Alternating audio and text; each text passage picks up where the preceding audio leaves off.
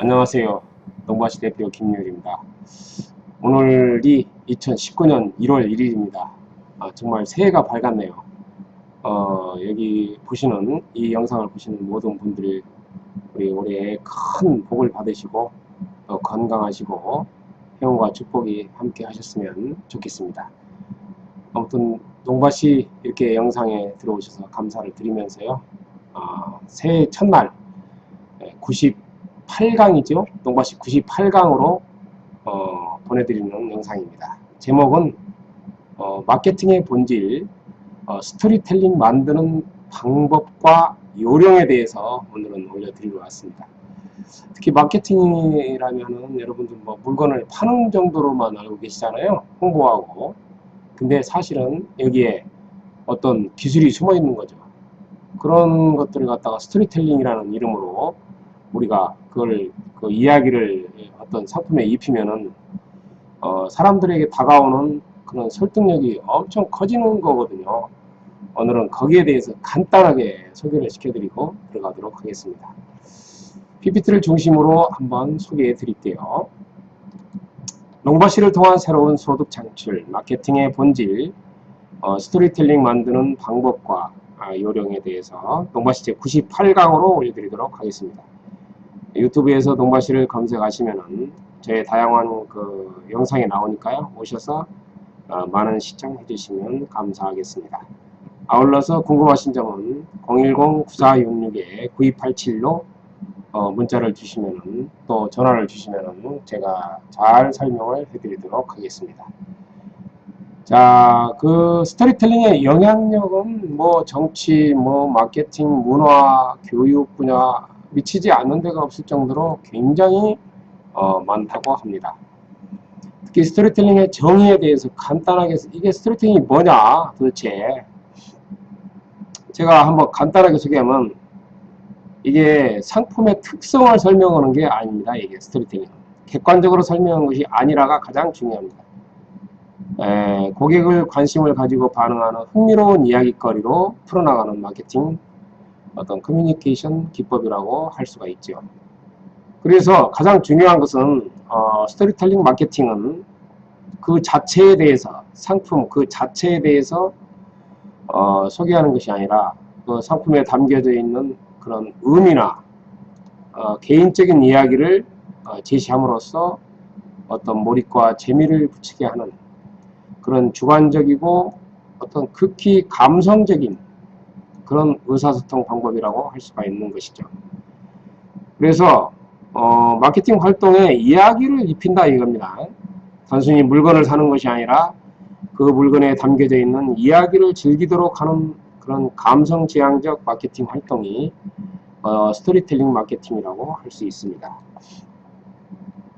스토리텔링 마케팅을 이해하기 위해서는 상품의 질을 뛰어넘는 가치가 있다. 우리가 이제 그 가치를 찾아야 되는데요. 우리가 그 길거리 커피하고 브랜드 커피하고 여러가지 이제 섞어놨더니 오히려 길거리 커피가 더 낫다는 의견을 사람들은 표시했다고 합니다. 결국은 상품을 가지고 구별하기는 굉장히 힘든 시대에 와 있다. 그래서 마케팅 활동에는 상품의 질을 뛰어넘는 중요한 무언가가 있다 이거죠. 무언가가 굉장히 중요합니다. 이 키워드가. 그래서 스토리텔링 마케팅을 이해하려면 미래학자 롤프 옌센은 상상력을 자극하는 스토리가 담긴 제품을 소비자들은 구매한다고 했습니다. 참 이게 중요한 말이죠. 저희 소비자들의 상상력을 자극하는 어떤 스토리가 담긴 제품을 소비자들은 구매하기가 쉽다 이거죠. 그래서 스토리텔링 마케팅을 이해하기 위해서는 상품의 특성을 객관적으로 우리는 막 객관적으로 막 설명을 하죠. 막 이 상품으로 말하자면 옛날 약장시처럼 하는 경우가 많이 있습니다. 어디에 좋고 어디에 좋고 어디에 좋고. 그런데 고객은 이러한 데에 관심이 별로 없다고 합니다. 오히려 흥미로운 이야기거리로 풀어나가는 그런 마케팅 커뮤니케이션 기법이 효과가 있다. 그래서 몰입과 재미를 불러일으키는 그런 주관적이고 감성적인 것을 소비자들은 더 좋아한다고 합니다. 한마디로 마케팅 활동에 이야기를 입혀라 이거죠. 단순히 소비자들은 물건을 절대 안 삽니다. 그 물건에 담겨져 있는 그런 이야기를 즐기도록 하는 거, 이게 굉장히 중요하죠. 그래서 이 르네 지라르의 욕망의 삼각형을 보면 상품과 그런 소비자들의 구입하는 사이에는 뭔가가 있다 이거죠. 그 무언가가 중개자이면서 스토리다 이거죠. 그래서 이 상품을 구매하기 위해서 소비자들은 그냥 이렇게 구입하는 게 아니라 가운데에서 어떤 스토리가 있을 때 그거를 읽어보고 거기에 즐기면서 상품을 구매하게 된다 이겁니다. 굉장히 이게 참 상품 구매 메커니즘이 우리가 결혼할 때 뭐 꼭 중매쟁이를 거쳐서 구입하는 것처럼, 아니 구입하는 게 이렇게 중매쟁이를 거쳐서 만나는 것처럼 이렇게 뭐 상품 하나 구입하는 것도 어떤 그런 중개자가 필요하다. 근데 이 중개자가 그런 이야기다 이거죠. 그래서 소비자들도 그냥 구입하지 않고 어떤 이야기를 즐기면서 구입하는 경향, 이런 것이 바로 스토리텔링 마케팅이 아닌가 싶습니다. 한 방송국에서 영화 시사회를 하는데 똑같은 물병을 가지고 한쪽에는 김태희가 웃으면서 물 마시는 포스터, 다른 한쪽에는 영양에 좋은 미네랄 워터 이렇게 써놓고 생수 한 병씩 가져가라고 했답니다. 그런데 어느 쪽에서 더 많이 가져갔을까요? 압도적으로 김태희 쪽 생수를 많이 가져갔다고 합니다. 그래서 뭔가 의미를 부여했다 이거죠. 뭐 김태희의 아름다운 모습을 하여튼 그런 스토리로 생각했든지 아마 그렇겠죠. 그냥 영양에 좋은 미네랄 워터는 별로 가져가지 않았다고 그래요. 이런 것들이 굉장히 스토리텔링의 영향력이 아닌가 싶습니다. 그래서 스토리텔링의 어떤 마케팅의 가치는 어떤 차별화이고 어떤 가치를 상승시키는 일이고 어떤 특별함을 소비자들에게 부여했을 때 그 물건을 구입할 수밖에 없다. 그러기 위해서는 상품에 어떤 스토리, 즉 이야기를 입혀라 이거죠. 그래서 스토리텔링 마케팅의 가치는 스토리텔링과 마케팅이 합쳐져 가지고 어떤 감성 마케팅이 요즘 상당히 효과를 발휘하는 시대라고 볼 수 있습니다. 스토리텔링 마케팅 스토리텔링 효능은 스토리 메시지를 전달 1차 소탕을 넘어서 내 상품을 연상시키는 감성적인 가교 활동을 한다고 합니다. 그래서 에비앙 브랜드 스토리도 뭐 알프스 에비앙 레뱅이라는 마을에 눈 녹은 물을 먹은 어떤 귀족이 불치병이 이제 나왔는데 그 물 속에 미네랄 등 효험이 좋은 성분이 다량 포함되어 있다는 것이 확인되어 에비앙이라는 생명수가 탄생했다고 합니다. 그래서 이것이 소문나가지고 뭐 에비앙 그런 물 브랜드가 세계적인 물 회사가 됐죠. 그래서 지금 에비앙 브랜드 그 광고하는 모습인데 이렇게 인어가 물을 마시는 모습으로 굉장히 그 차별화된 광고라고 생각이 들어요. 그리고 옷도 이렇게 그 에비앙 직원들은 이 물을 먹으면 젊어진다는 컨셉으로 이와 같이 애기 그림을 이와 같이 좀 이렇게 입혀가지고 입고 다니기도 하고 또 물병도 기존의 물병을 뛰어넘어 가지고 이와 같이 알프스 모양의 그런 물병을 만들어서 팔기도 하고 굉장히 좀 비싸게 팔죠 이런 것들은. 그 다음에 또 이렇게 완전히 뭐 알프스 모양의 뭐 물병 이런 굉장히 고급스러운 물병도 팔기 때문에 세계적인 그 물 회사로 브랜드로 에비앙 생수가 유명하죠. 이런 것도 이제 물병인데 이것은 굉장히 더 비싸게 보이네요. 2007년도 알프스산을 연상시키는 그런 물병이네요. 자, 스토리텔링의 종류는 3가지가 있습니다. 자기가 이제 직접 창업주 이야기가 가장 뭐 많다고 봐야 되겠죠. 뭐 자기 자신이 겪은 이야기, 창업주 이야기가 가장 많고요. 두 번째는 소비자 체험이 두 번째로 많습니다. 세 번째는 마케팅 스토리. 이야기를 그런 이야기식으로 꾸며가는 거 있잖아요. 이런 것들이 이제 마릴린 몰로의 뭐 그런 향수의 이야기라든지 이런 것들이 있는데, 베스킨 라빈스 31도 이와 같이 마찬가지로 베스킨과 라빈스라는 그런 청년들이 군대에서 제대하기 전에 아이스크림 회사를 만들자. 그래서 이제 공동 창업자의 이야기를 스토리텔링으로 묶은 건데, 31일이 있는 달에 5가지 맛을 볼 수 있는 것을 6가지 맛이 볼 수 있도록 아이스크림 맛을 보여주겠다는 뜻으로 이름을 지었다. 그래서 이제 자기들 이름을 지어가지고 베스킨 라빈스라고 졌잖아요. 그래서 어니 라빈스와 베튼 베스킨은 우연히 만나 참전한 병사들에게 맛있는 아이스크림을 만들어주자는 공통된 목표를 만드는 애들이죠. 그래서 고생 끝에 천연 과일로 아이스크림을 만들었는데 이것을 베스킨, 자기들 이름을 따가지고 이제 베스킨 라빈스라고 했답니다.